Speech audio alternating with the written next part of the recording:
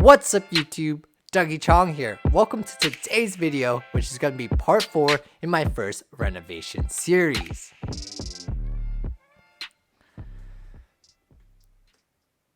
If you haven't seen the previous parts, I'll leave links in the description below, but part 4 will cover days 13 to 24. These are all work days, so there were some break days in between. But also some days were just light, such as day 13, which was purely sanding. From what I remember, we sanded the plaster quite a bit, so this easily could have been 4 or more hours of work. Day 14 was when we finally got to priming the walls and ceiling. We started by priming the ceilings first and then the walls. There's plenty of videos showing good painting technique, but what you want to do is paint the edges first with a brush and then roll over the middle in a zigzag pattern while the edges are still wet. This prevents any straight lines from forming. Another underrated tip is to paint in natural light. It's very easy to miss spots when going from other light sources, especially if you're painting over white or a light color. We didn't always have this luxury as time was pretty constrained, so a lot of our painting had to be done with just poor incandescent lights, but we made do with what we had. I found it interesting that the prime goes on a sort of grayish color, but it dries almost close to white. I should also mention we used bare primer for drywall. Bought the 5-gallon pail from Home Depot. You really save a lot of money if you use the 5-gallon pails instead of a 1-gallon pail. Be sure to estimate exactly how much you think you will need for your project. Day 15, we have a video of one of the rooms where the ceiling is primed and some of the edges. As you can see, the prime is a grayish shade.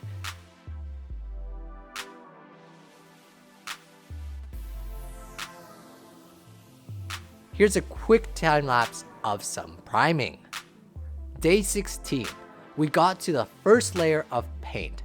Here I'll show what the first floor looked like before, and then after plastering, and finally after a layer of paint. The transformation is pretty huge, just putting on some new paint.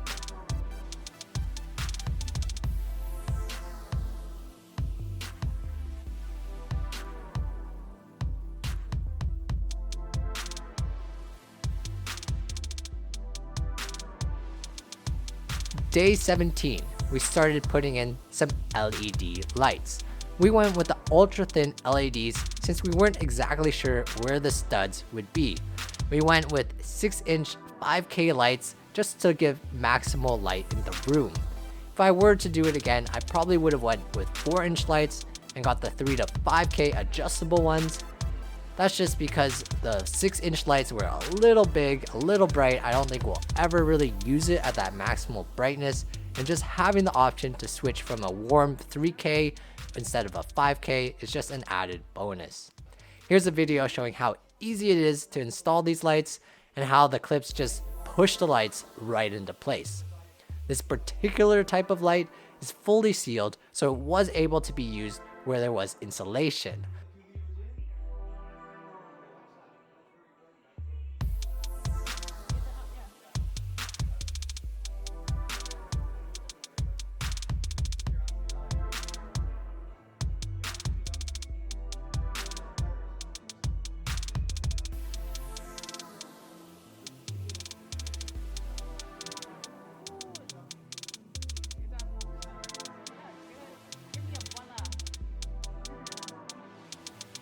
Alright, now on to day 18. We were painting over doors and edges. We really didn't know if we'd be able to paint over the doors really well. They had a sort of sheen to it. We just made sure to sand it and then prime it and then paint. I think it took maybe 2 or 3 coats of paint to really cover the doors. Hopefully the paint stays on. Alright, now on to day 19. We looked at the conditions of some of the kitchen cabinets, and honestly, we could have just painted over them. They weren't too bad, and we weren't really changing the layout. The new layout we did was almost the exact same, just with newer materials. Maybe 1 or 2 of the doors were broken, and the shelves did feel a little bit thin and kind of flexed if you put anything too heavy on them.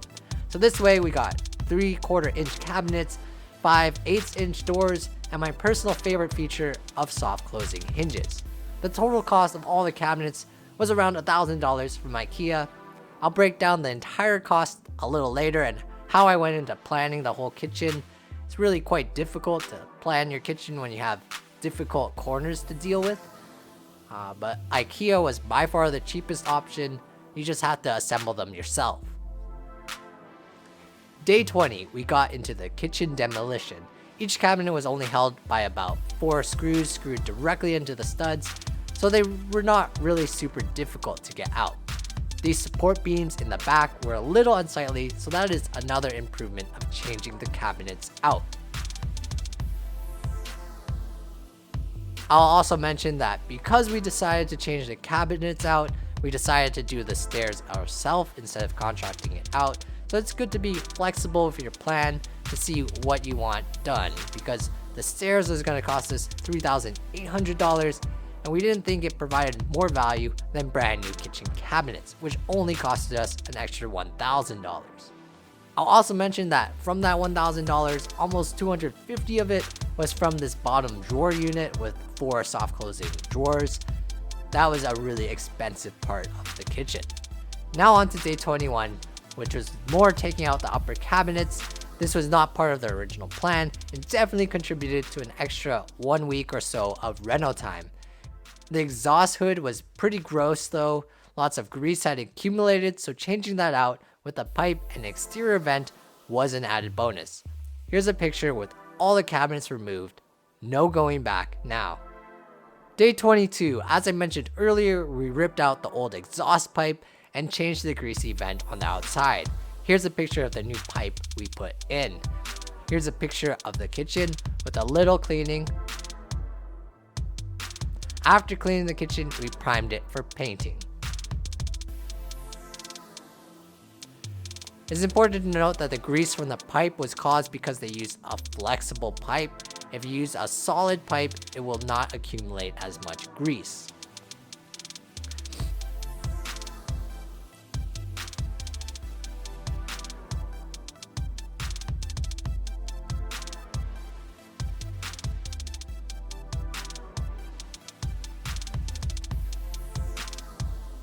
Now on to day 23, we started to look at the state of the stairs. Since we decided to spend more money on the kitchen, we nixed getting hardwood stairs. Instead, we opted to just stain the treads and paint the sides white, but it was a lot of prep work to get it there. Here's a picture of the best we could clean the stairs with just hand tools. There was a lot of glue still left over.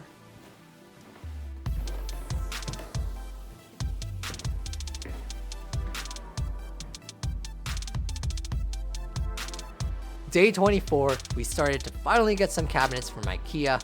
I really hated their delivery service. A few items came in wet and damaged condition. The driver really didn't give an explanation, but after complaining, we were able to get a refund on the delivery fee. I guess this will be the video I state why I disliked ordering from IKEA, but really felt like I had no other options. The price is why we went with IKEA. Other vendors in the running were like Lowe's Nimble Collection, but ultimately IKEA was just so much cheaper. Getting all the items in one order seemed to be impossible. If you ever used IKEA before, you'll know that they're constantly running out of stock. When one item would come in stock, another would go out of stock. And this situation was amplified 10 times by the whole pandemic. Why can you not just set an order and have it come when the items get restocked is beyond me. Furthermore, the online stock is different from the in-store stock. Ultimately, we ordered most of the items online and picked up the remaining items in store, kind of defeating the purpose of delivery. But I highly doubt at any one time a store would have all the items we needed for the kitchen. The other thing that really bothered me about IKEA's ordering was that you were unable to modify an order online. Even after calling in, the only way to change my order was to cancel it completely and manually re-enter all the items. This was a pain to do when the only item I was missing was an extra support rail. So I guess that's also a bonus tip. When you order IKEA cabinets, like the kitchen ones, even the bottom ones, you must order suspension rails. This is for the section system. That's the one we went with anyways. You need support rails to hang the cabinets on. That's it for this video, guys. Hope you learned something about kitchens, stairs, or IKEA's horrible customer service. Leave a like if this video helped you at all, or a comment if you have anything to say, and see you in the next video.